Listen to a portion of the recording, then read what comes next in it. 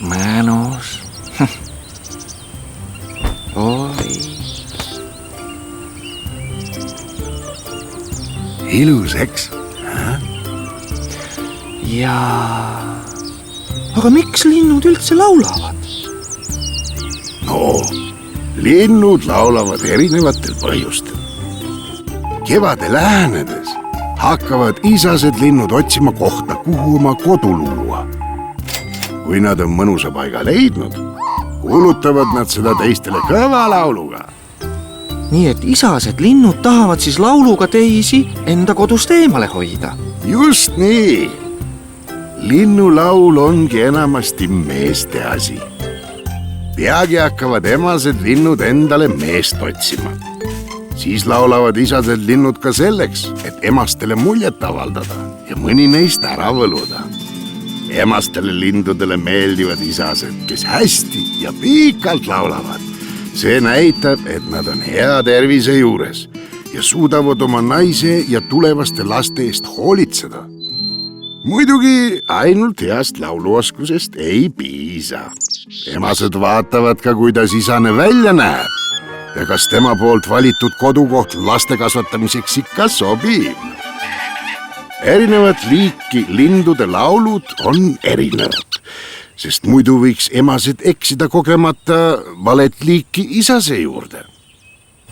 Aga kui isane lind on endale emase leidnud ja pere loonud, kas ta siis enam laulma ei pea? Tõsi, linnud laulavad enamasti hilistalvest kuni suve alguseni. Ega see laulmine kerge töö ole, see on päris väsitav. Ja lisaks võib nii jääda kellelegi silma, kes sind ära tahab süüa.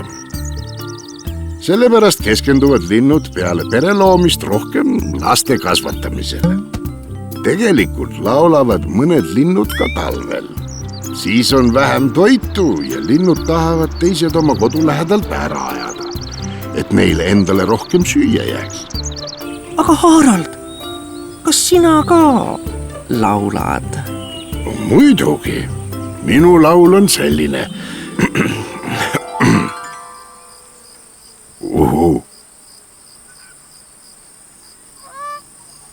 Kas linnud siis räägivadki lauldes? Mitte ainult. Tegelikult on lindudel veel palju igasuguseid erinevaid häälitsusi, mille abil nad omavahel suhtlevad. Näiteks see sinitihane ütles praegu: hei sõbrad, ma leidsin süüa. See tuletab mulle meelde, et mul on ka kõht tühjaks läinud.